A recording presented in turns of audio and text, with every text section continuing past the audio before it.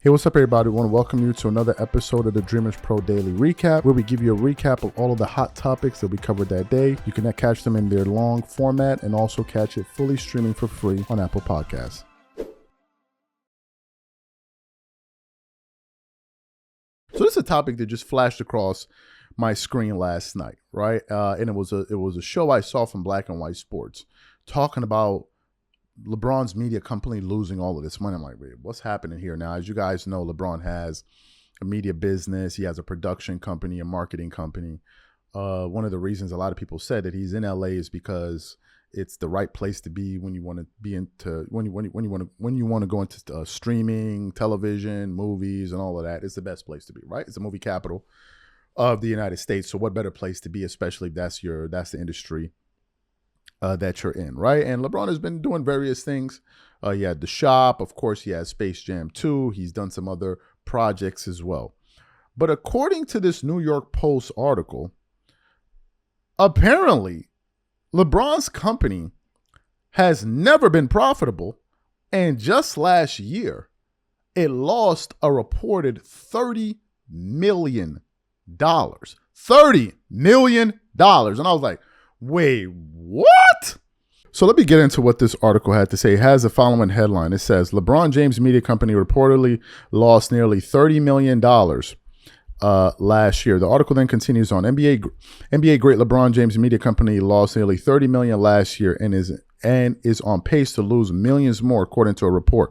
The 39-year-old Lakers star, who has won 4 NBA championships during his legendary career, has struggled to match his hard success with Spring Hill, the production company he co-founded with longtime business partner Maverick Carter in 2020. The company, which has produced films like Space Jam, Shooting Stars, and the talk show The Shop, lost $28 million on the revenue of $104 billion in 2023 and is expected to finish in the red this year, Bloomberg reported on Sunday, citing financial documents obtained by the publication. It continues on. The entertainment market shift in 2022-2023 towards profitability brought rising costs, slower buyer decisions, and impacts from industry strikes, prompting us to recalibrate, including writing off underperforming projects to position ourselves for future growth. Carter's Spring Hill CEO told Bloomberg, noting that the company is expected to exceed projections this year. Spring Hill, one of many Hollywood production companies that sprouted out in the last few years to meet the demand of the growing streaming industry, also lost $17 million in 2022 and has never made money, according to Bloomberg. The company, which includes a production unit, a marketing firm, and an apparel company, recently agreed to a merger with Fullwell 73, the British production outfit behind the Kardashians and the Grammy Awards, in a deal that will give the combined firms more scale during a difficult business environment. The combined company, which will have 250 employees, is shooting for profitability by the end of next year following a round of staff cuts.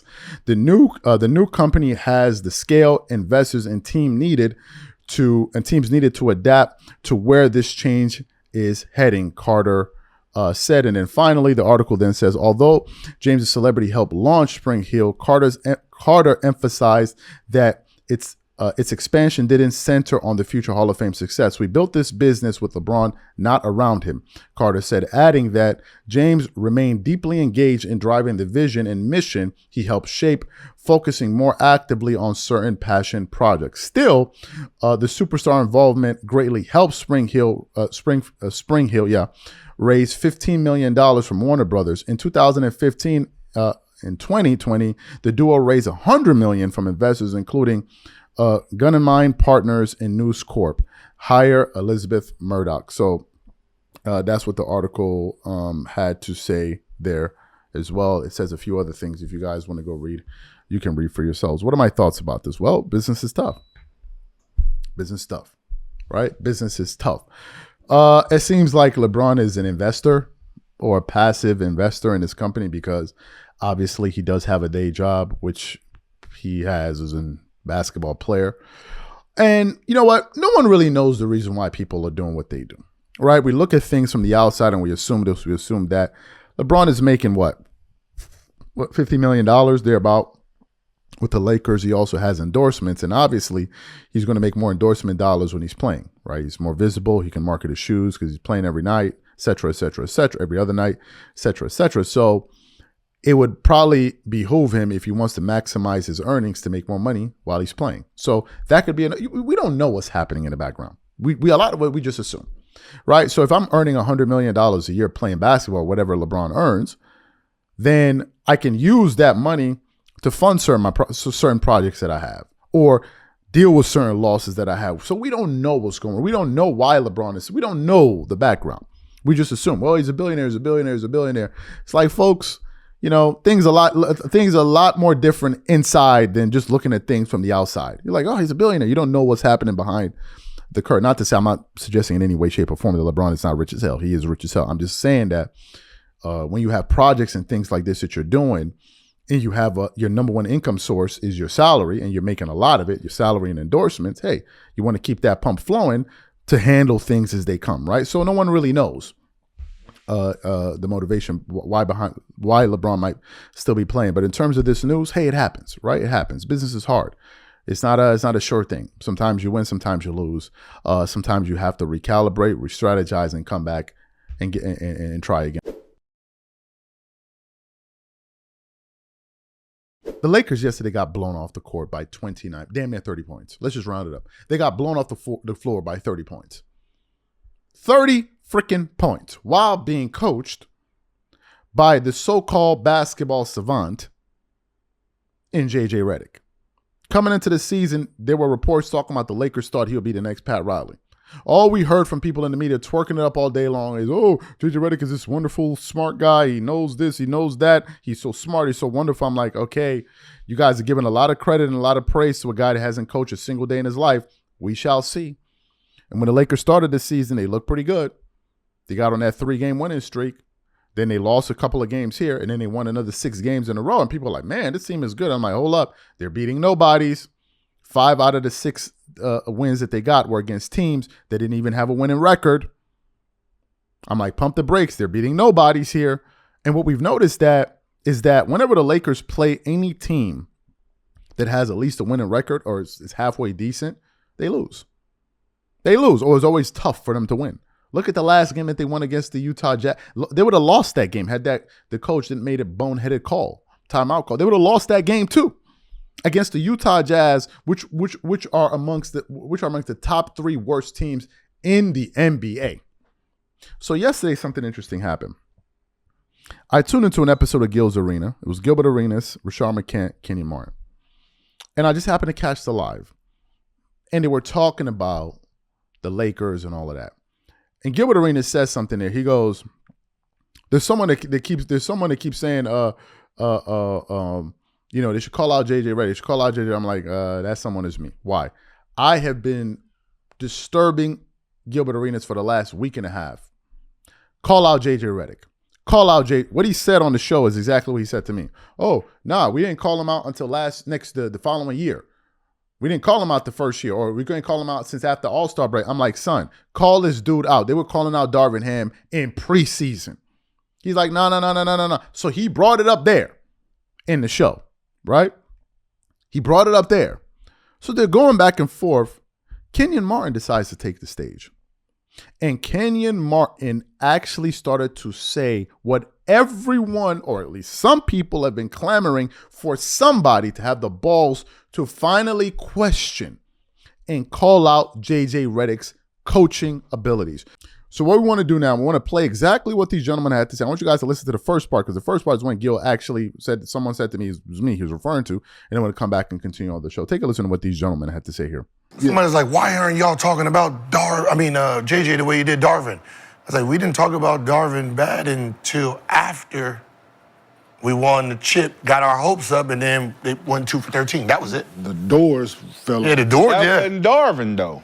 That was everybody drunk off the championship brew. We seen this before. We can't stop this. We got to stop this trend at Anthony Davis, dog. Yeah. We got to stop this trend, bro. We have to. Like, we going to talk to you direct. You got to stop this trend, AD, dog. Like, you too good. You too good, bro. Nah, man. Like, you too important. 31 in the first 3 quarters. Yes. 2 points in the fourth quarter. Yeah, that's unacceptable. 2 shot I don't attempts. know if it's coaching, if it's you, if it's team, whoever it is, bro. You the man on the team, dog. The dude 40.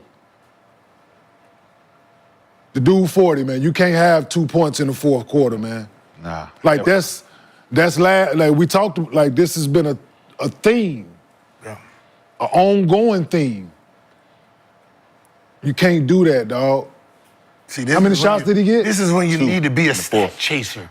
Like, I got 31. I need 40. 45. I need 40. And then when I get to 40, I need 45. Yeah, go get it. When I got to 40, I get to 50. Like, that doesn't kick in. There's no way I'm going to have 31 in 3 quarters and then I only take 2 shots in the fourth unless I'm just sitting on the bench. Right. Yeah. I'm going for the 4-0. I think he played 7 or 8 minutes in that fourth That's quarter. the momentum. That's the momentum as a scorer. Like, you don't just stop at 3 quarters and be like, yeah, I'm good. Man, nah. Yeah, that's it right there. So this,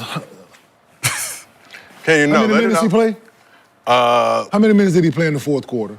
About 7 minutes, I think. So, 7 2 shots in 2 shots in 7 minutes. Why- Is that a him thing? But so it's both thing. It's whoever played thing. Yes. Whoever coached thing, whoever played thing. Yes. To be honest. Yes. Right? You're supposed to be your best. But supposed to be your best it's player. happened under every coach. It's Yes. The coach. Yes. That's what I'm saying. That's So what it's I was saying about Darvin. So therefore, that's what everybody's included, right? It is. It's Talk about it, man. You got to the talk people about that's on. I'm gonna start with the people that's calling the plays, right? Who's that? Absolute head coaches. Right now, it's JJ Redick. John Before it Redick. was Darvin. Before it was Vogel. So it's been right, but right now it's JJ.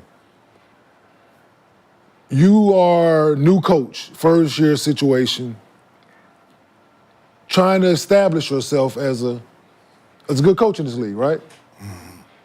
And at one of the most, if not the most high profile job in the game. Yep.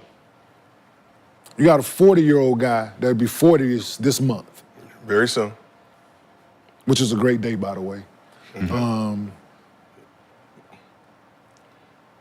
And Anthony Davis has been doing what he's supposed to so far this season. Stepping up to the plate, as we can see, averaging 30 and 11, which is Crazy. great numbers. Very good number. For him, crazy. So, JJ, this is your opportunity to really put this team in his lap. Absolutely. For him to take over because the guy's 40. This is your opportunity right here. You can't allow that for this man to take 2 shots in the fourth quarter. You did TV last year some of these games in the playoffs where he only took 2 shots, and you talked about this on the air. Get him. So how can you be in this current situation and not adjust and adapt to it? And hold on, time out. Hold on, hold on. Throw him the ball. Right now. Throw him the ball. Hey, we running turn 5, turn 4, drop this, swing this, drop whatever to get number 3 to basketball, man. This is what JJ Redick should be saying during the timeout. Absolutely. Right? IQ, Bron, you on the floor with him. You on the floor with him. You got to go to him. This is, big fella ain't got no shot in a minute. He's supposed to be this cerebral guy, right? He remember play by play. He can run it back to you. Time, score, situation, who didn't shoot it, who passed. This is your opportunity right now to know that the big fella ain't got no shots. So, Anthony Davis, you got to speak up. Hey, yo. Hey, man, during the timeout, hey, sure would be nice to touch that mother. Man, bring it this way. Right? Hey, walk by JJ and when they in they little, be the last one to the bench. Walk by him. Hey, I ain't touching in a minute. You ain't got to put no names on it. Just say it in the coach's huddle, walk by, keep going. Do you need to put names on it, though? No, you don't. You just say it to the group of coaches. Or how about one of them 17 assistant coaches you got that you paying over there? Hey, you know, JJ, stat sheet, they jotting the possessions. They watching it. So let me give you an interesting fact that I found. In the Lakers' last 5 games, AD scored a total of 6 points in the fourth quarter in 29 minutes of action. That includes some blowouts, but 29 minutes worth of fourth quarter basketball, 6 points, 7 total shots, leaving 3 for 7. I ain't had nothing else to say. So you heard what these gentlemen had to say. About damn time somebody says something. About damn time. What gets me with JJ are the following things. Number one, JJ Redick is arrogant for no reason. JJ Redick carries himself with this air of arrogance, like as if he has earned his stripes as a coach. Last year, he was sitting up there on television talking about what Doc Rivers is doing and all that. A championship coach. One of the greatest coaches in NBA history in terms of wins, losses. And he's critiquing him and you don't know basketball and like, it's a lot easier to talk basketball and about coaching and all that while you're sitting on a television talking about it. It's another thing actually being on a team and coaching a team. He gets the introduction day for the Lakers, goes up there and swears. I'm like, who is this? Then you see another one of him storming out of a room, post-game interview, and then other people are calling, and he's always angry, and then what do people call? Oh, his passion. Look how passionate he is. His anger is talking about, oh, he's passionate. He's so passionate about the game. So JJ Redick is the only passionate coach out of all the other 30 or 29 coaches in here. He's the only passionate one. Are you even kidding me? You got people on TV talking, oh, you're doing a great job. I'm like, who's going to call out JJ Redick? Especially when the data suggests otherwise. I want to get into some stone cold facts here for you guys. First of all, do you know that JJ Redick and Darvin Ham had an identical record after their first 17 games? Do you know that the Lakers were 10-7? Are you aware of this? The same record that Darvin Ham had after 17 games was the exact same record that JJ Redick had. Now, what we've been hearing from people in the media is that, oh, JJ's smart. Even Gills Arena did. I'm going to call Gills Arena out.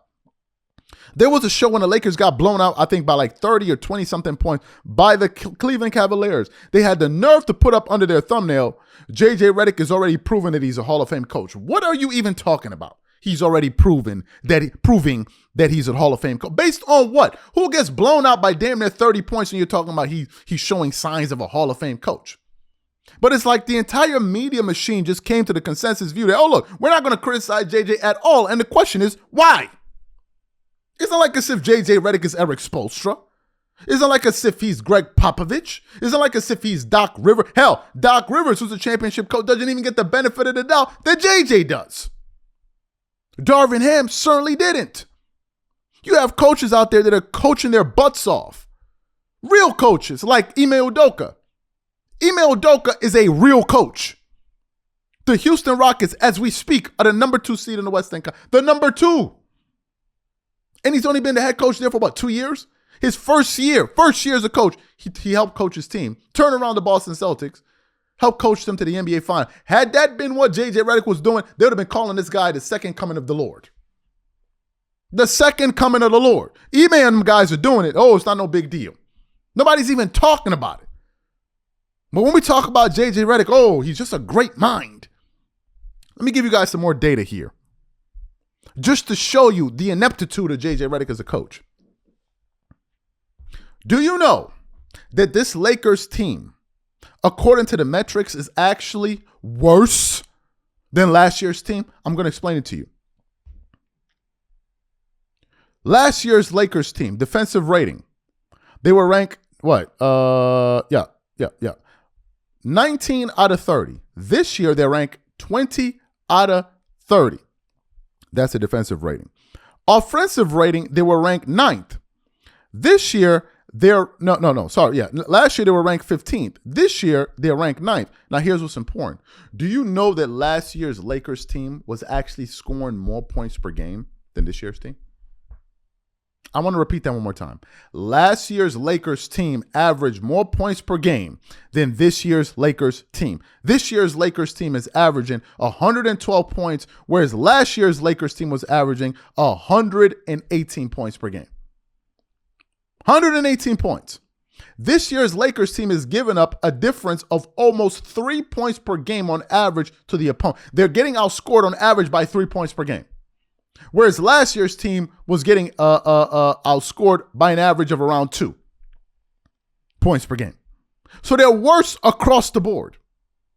And I am so happy that Kenyon pointed this out, because somebody has to say it. Hold JJ Redick's feet to the fire. He's not a baby. Let's not treat him like one. He talks a lot of you know what. Now it's time to back it up. Folks, it ain't looking good out there. It ain't looking good out there. The Lakers yesterday got blown out by 29 points by the Minnesota Timberwolves, who've not been playing well as well. So it's looking pretty bad, right? It's looking pretty bad. But prior to last night's game, I was watching a show on Gills Arena yesterday featuring Rashard McCann, Gilbert Arenas, and Kenyon Martin.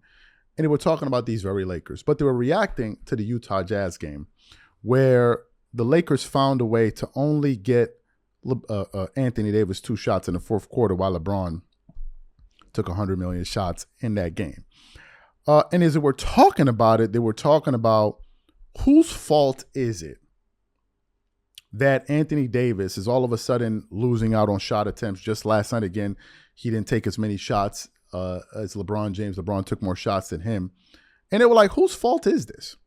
And as Kenyon Martin was going through the paces of saying, well, is it this guy, is this guy? He finally aimed his critique towards LeBron. Now, why is this important? Because all we hear from the media and LeBron fans is that, and LeBron himself, I never make mistakes. I always make the right pass. LeBron has the highest IQ of any basketball player to have ever existed. And I'm like, oh, LeBron is a pass-first guy. A pass-first guy that led Anthony Davis in shot attempts for the first 6 seasons that he was a Laker. The pass-first guy, which is just hilarious. But he was talking about it. He brought up a good point. He's like, LeBron, you're the one that's supposed to have the high basketball IQ. So why aren't you ensuring that Anthony Davis is getting some shots? And I was like, we're finally getting to the heart of the issue now. So what I want to do is I want to play exactly what Kenyon Martin had to say here, and I'm going to come back and continue on the show. Take a listen to Kenyon Martin here. We seen this before. We can't stop this. We got to stop this trend at Anthony Davis, dog. Yeah. We got to stop this trend, bro. We have to. Like, we going to talk to you direct. You got to stop this trend, AD, dog. Like, you too good. You too good, bro. Nah, man. Like, you too important. 31 in the first 3 quarters. Yes. 2 points in the fourth quarter. Yeah, that's unacceptable. 2 shot attempts. I don't know if it's coaching, if it's you, if it's team, whoever it is, bro. You the man on the team, dog. The dude 40. The dude 40, man. You can't have 2 points in the fourth quarter, man. Nah. Like that's like we talked. Like this has been a theme, an ongoing theme. You can't do that, dog.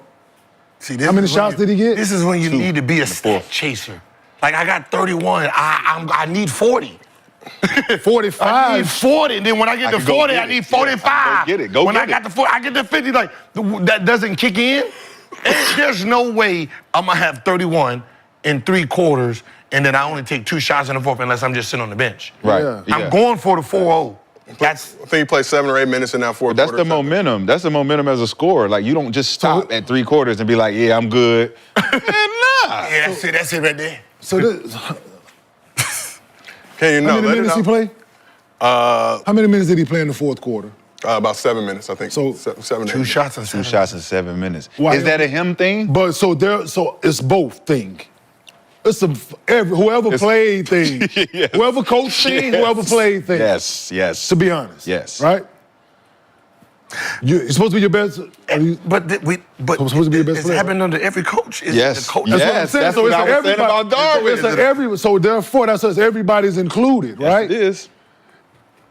It's Talk about it, man. You got to the talk people about that's on. I'm gonna start with the people that's calling the plays, right? Who's that? Absolute head coaches. Right now it's JJ Redick. Before it was Darwin. Before it was Vogel. So it's been right, but right now it's JJ. You are new coach, first year situation, trying to establish yourself as a good coach in this league, right? And at one of the most, if not the most high-profile job in the game. Yep. You got a 40-year-old guy that'll be 40 this month. Very soon. Which is a great day, by the way. Mm-hmm. And Anthony Davis has been doing what he's supposed to so far this season. Stepping up to the plate, as we can see, averaging 30 and 11, which is crazy. Great number. Mm-hmm. Very good number. For him, crazy. So, JJ, this is your opportunity to really put this team in his lap. Absolutely. For him to take over because the guy's 40. This is your opportunity right here. Mm-hmm. You can't allow that for this man to take 2 shots in the fourth quarter. You did TV last year some of these games in the playoffs where he only took 2 shots, and you talked about this on the air. Get him. So how can you be in this current situation and not adjust and adapt to it? And hold on, time out. Hold on, hold on. Throw him the ball. Right now. Throw him the ball. Hey, we running turn 5, turn 4, drop this, swing this, drop whatever to get number 3 to basketball, man. This is what JJ Redick should be saying during the timeout. Absolutely. Right? IQ, Bron, you on the floor with him. You on the floor with him. You got to go to him. This is, damn, big fella ain't got no shot in a minute. Damn, he's supposed to be this cerebral guy, right? He remember play by play. He can run it back to you. Time, score, situation, who didn't shoot it, who passed. This is your opportunity right now to know that the big fella ain't got no shots. So, Anthony Davis, you got to speak up. Hey, yo. Hey, man, during the timeout, hey, sure would be nice to touch that mother. Man, bring it this way. Right? Hey, walk by JJ, and when they in they little, be the last one to the bench. Walk by him. Hey, I ain't touching in a minute. You ain't got to put no names on it. Just say it in the coaches' huddle, walk by, keep going. Do you need to put names on it, though? No, you don't. You just say it to the group of coaches. Or how about one of them 17 assistant coaches you got that you paying over there? Hey, you know, JJ, hey, stat sheet, they jotting the possessions. They watching it. So let me give you an interesting fact that I found. In the Lakers' last 5 games, AD scored a total of 6 points in the fourth quarter in 29 minutes of action. That includes some blowouts, but 29 minutes worth of fourth quarter basketball, 6 points, 7 total shots, leaving 3 for 7. I ain't had nothing else to say. So you heard what Kenyon Martin had to say. I think Kenyon Martin brings up a good point. I think he brings up a sound point. Folks, let me give you guys some data here. I want to give you guys LeBron stats over the last 7 games. Over the last 7 games, including last night's game against the T-Wolves, LeBron is averaging 18.9 points per game. He's shooting 42.3% from the floor. He's shooting 20.5% from the 3. And by the way, LeBron has missed his last 19 3-point shots in a row. The game against the Utah Jazz, he went 0 of 9. Last night, he went 0 of 4. Crazy stuff.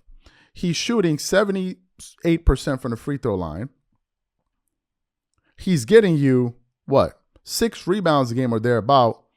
But more importantly, LeBron is averaging almost 5 turnovers a game. 5 turnovers a game. Last night, he had 6. If I do the math on the numbers, LeBron has had in the last 7 games, 10, 20, 25, 28, 28. 10, 20, 28. 34 turnovers. 34 turnovers. It's bad. And what makes all of this even worse is that LeBron is still shooting. And the reason LeBron is still shooting is because he needs to get his numbers. LeBron's saving grace in his career has always been, if I play bad, if my team is not doing well, at least I get my numbers. Because if I can get my numbers, I can ward off criticism. But if I'm losing and I don't get my numbers, then people will also have to look in my direction. So that's the desperation and the fight that LeBron James is dealing with now. LeBron is trying to find a way to combat these numbers. Because if he doesn't get his numbers, it's a wrap. Because there will be no defense. Usually when LeBron will lose in the past, his supporters will be like, well, look at his numbers. He averaged this, he did this, he did this. Well, if you can't do that as well, it's going to be very hard to defend you. Folks, this might end up being LeBron's longest season ever. Let's get into today's video. So yesterday, I was extremely sleepy, right? I was extremely sleepy, and I didn't really know what the hell was going on. I was just kind of looking for content before I went to bed. So I'm like, okay, let me just kind of work on some content here, get these videos kind of lined up. So when I wake up in the morning, I won't have to stress as much in terms of looking for what we got to produce for today. So I went to bed, right? I briefly looked at the NBA schedule, but to be honest with you, man, I was looking at my computer screen and everything was just blurry. So I just went to bed. I was just so tired. So I woke up in the morning and I open up my YouTube and I see a thumbnail with D'Angelo Russell and Anthony Edwards. And it says Lakers versus on I think, Motion Station. It's a channel that I always watch. It does highlights, like the 2 to 3 minute highlights, which I love. Like short, concise, to the point. So those are the type of highlights I usually watch. So the minute I saw the thumbnail, I said to myself, the Lakers played the Minnesota Timberwolves. Now, I already knew this because I'd been talking about the Lakers schedule for the last week or so, but I was unaware that they were playing yesterday, right? So when I saw the thumbnail, I immediately thought to myself, LeBron didn't play. So I clicked on the video just to find out that LeBron did play and the rest of the Lakers did play. And I looked at the ending box score before the game even started, and I saw the Lakers lost 109 to 80 points. I thought it was a typo. I was like, wait. These jokers almost got blown out by 30 freaking points? I was like, what? By the Minnesota Timberwolves, who have been really, really inconsistent. I mean, if we look at the NBA standings, last night, I mean, they weren't even a top seed in the West. They were number 11, which means that, they were number 11. And going into that game, they were number 11. So I'm like, they lost to the Wolves? I'm like, what's going on here? Then, folks, I started to watch the highlights. Then I started to go through the box score. And what I saw was an absolute total disaster. So let me get into the box score. In this game, the Lakers scored 80 points. They gave up 109, which is crazy. All right. Let's look at what the Lakers players did, because it wasn't like as if the Minnesota Timberwolves players played well. As a matter of fact, let's start off with them. Jaden McDaniels had 3 points, so he was 1 of 3. Julius Randle was one of the brighter spots for the team. He shot 6 of 13 for 46%. Rudy Gobert made 7 out of his 8 shots, and he had 12 rebounds, so he did his thing. Anthony Edwards only had 8 points. He shot 3 of 13 to shoot 23% from the floor. Mike Conley only had 9 points. Now, the bench they did well. Nikhil Alexander Walker, he had 15. Naz Reid came off the bench with 15. And Dante Vincenzo came off the bench with 11. So their bench really produced 41 points for them off the bench, plus 41, 43, 49. The bench produced over 50 points for them, right? So the bench really picked up the slack. Let's look at the Lakers and what the hell happened there. Rui Hachimura scored 10. LeBron scored 10 points again. 10. He shot 25% from the field. Anthony Davis scored 12. And once again, LeBron led Anthony Davis in shot attempts. Anthony Davis had 12 and 11. D'Angelo Russell scored 20 points. He was the Lakers' only real bright spot for the team. But I want to get back to LeBron James. He had, get this, 6 turnovers.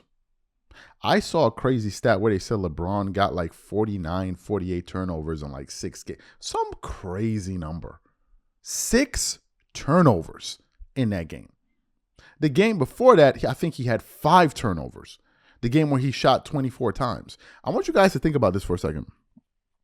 LeBron James is averaging 4 turnovers a game. Over the last week or so, he's averaging like 5 turnovers per game. 5. He's now scoring 22 points per game.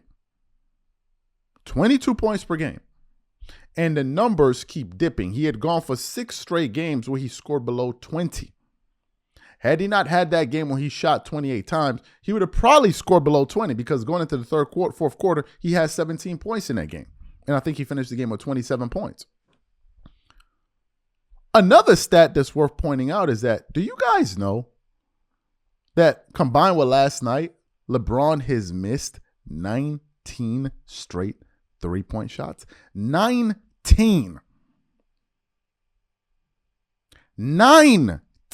straight threes LeBron has missed. 19 straight threes. It's actually crazy. And this season, he's shooting 34%. Now, that number may look nice is because of what he shot earlier in the season. And looking at LeBron's game, what I'm seeing now, and I think what a lot of you are seeing, is the decline in his game. LeBron looking like Kobe. Old Kobe. But the fundamental difference between LeBron and old Kobe, you see a lot of LeBron fans, oh, look at Kobe in his latter years. Even Gills Arena, who's supposed to be a Kobe Bryant fan. I don't know what Kobe Bryant fans spends all their time arguing against him, but that's another topic for another day.